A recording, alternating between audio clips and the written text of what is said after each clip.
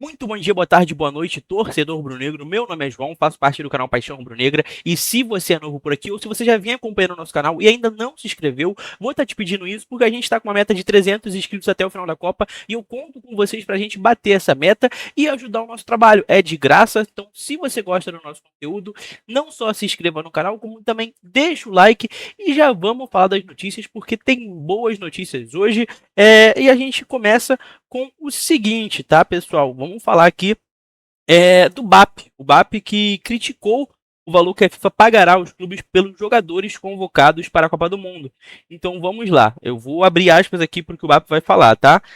Poucos clubes sofrem problemas porque muitos não têm tantos jogadores convocados. Então não há nenhum senso de solidariedade entre os clubes no assunto, nem mesmo nos critérios de compensação financeira pela utilização dos atletas. Veja só, 5 mil dólares por dia com um teto de 25 dias pela utilização do ativo que serão pagos em dezembro. Você não tem o direito de opinar sobre o valor da remuneração do seu ativo.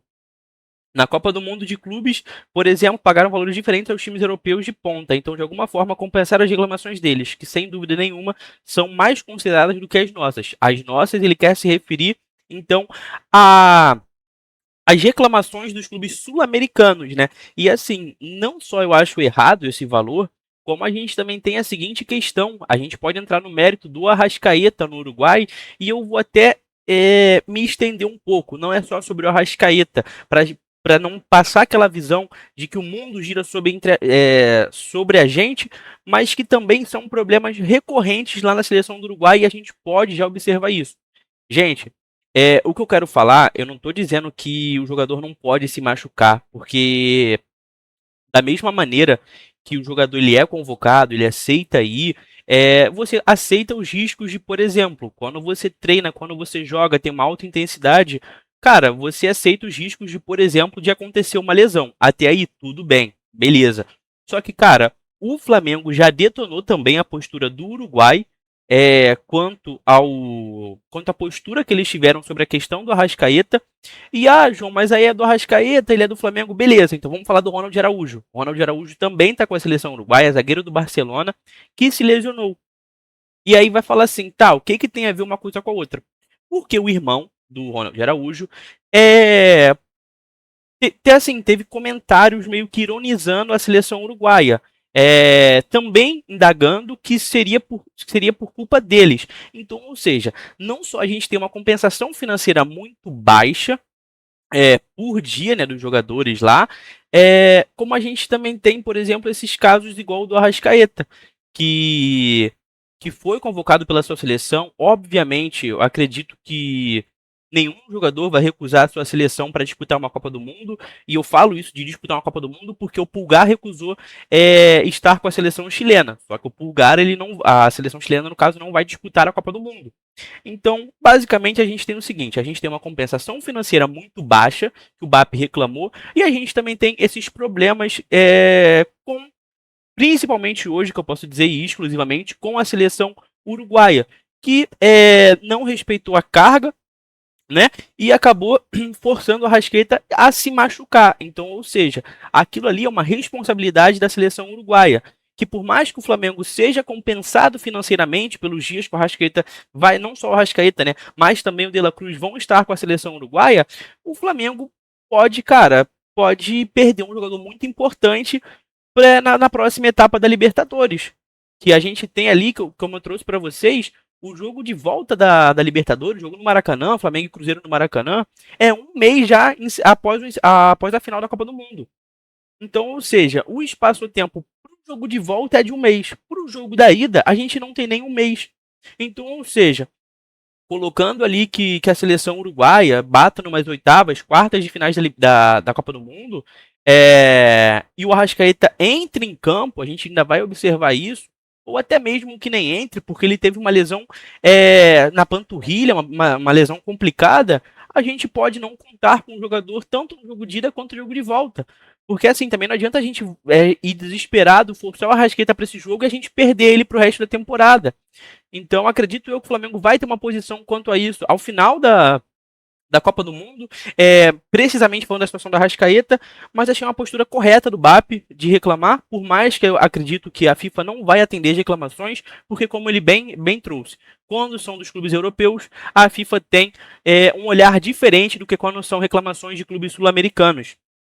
E seguido disso, a gente vai para uma atualização, só que dessa vez é na situação do Ayrton Lucas.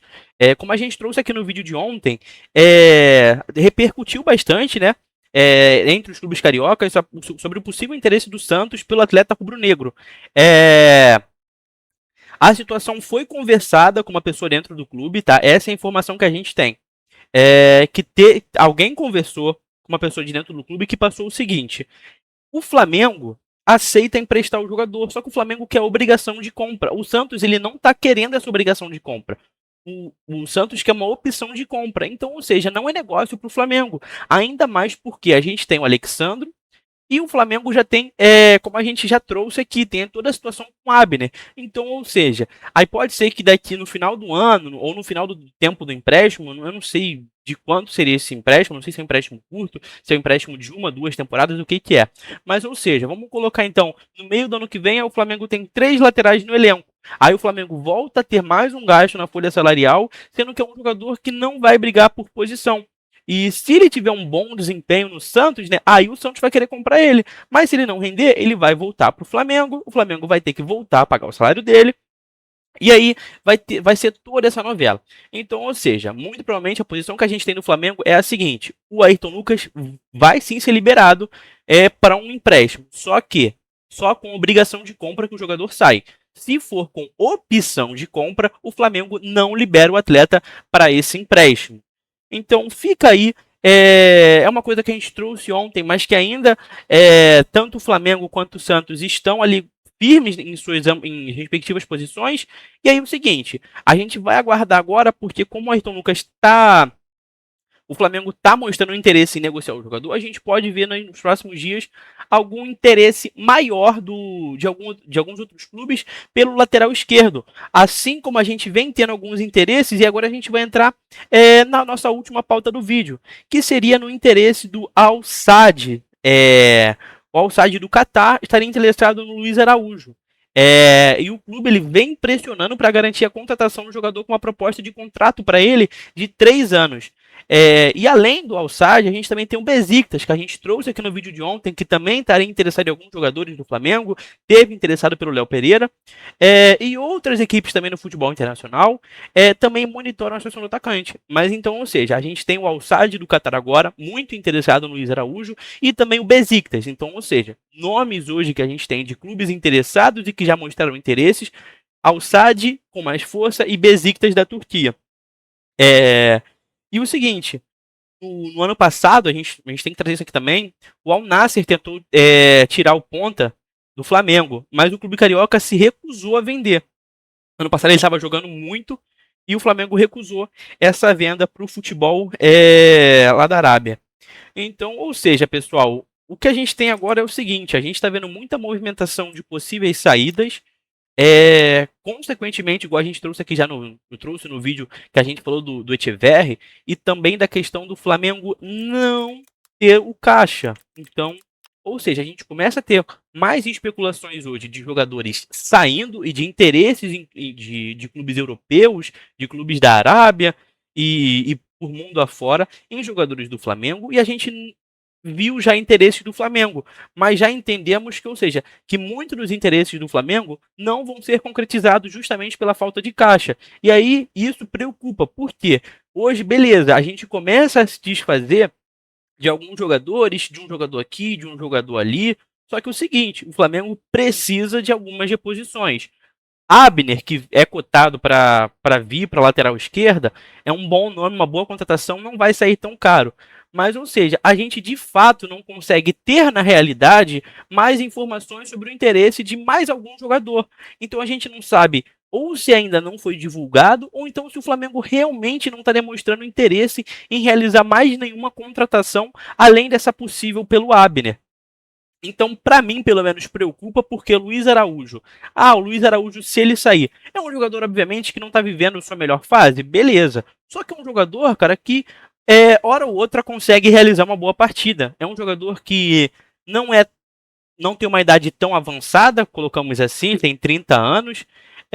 E assim, o valor dele de mercado é um valor hoje que eu acho que para o Flamengo não seria assim de grande venda. São 7 milhões de euros, como ele não vem sendo muito utilizado, né? Nesse Campeonato Brasileiro de 2026 ele tem 11 jogos apenas, um gol, uma assistência. Como ele não vem sendo tão utilizado, não está tendo uma temporada boa, acredito que o Flamengo nem consiga vender ele por 7 milhões de euros, seria por um valor menor. Então, ou seja, a questão do Luiz Araújo, a gente tem que aguardar Ayrton Lucas e a questão do Ayrton Lucas, a gente vai ver o seguinte: quem vai ceder? O Flamengo vai ceder ou o Santos vai ceder? Eu acho que o Flamengo não tem necessidade de ceder. Se é do interesse assim do Santos, eles que assumam a responsabilidade. Porque até para colocar o CT como garantia pelo contrato do Neymar, eles colocaram. Então, ou seja, se agora eles querem muito Ayrton Lucas, se é um jogador que eles querem tanto, que aceitem a obrigação de compra. Depois, se não der certo, eles que se virem com lateral. E aí é problema deles, não é mais problema nosso. E a questão do BAP, acho que o BAP ele conseguiu colocar uma posição de uma maneira formal, né? Basicamente pelos problemas que a gente pode ter e pela falta de compensação financeira que todos os clubes, não só o Flamengo, mas todos os clubes sul-americanos vão receber e muitos clubes recebem pouco. Então, basicamente, o vídeo é sobre isso. Eu espero que vocês tenham gostado. Se você gostou, já se inscreve aqui no canal, curte esse vídeo também. E outra, cara, comenta aqui embaixo. Vocês têm algum nome na cabeça assim que daria para o Flamengo ir atrás com esse baixo orçamento que está tendo? Ou então, se é o seguinte, João, mantém o elenco que está e a gente vê isso no final da temporada, vai buscar reforços e também vendas no final da temporada. Bom, é isso, espero que vocês tenham gostado e até a próxima.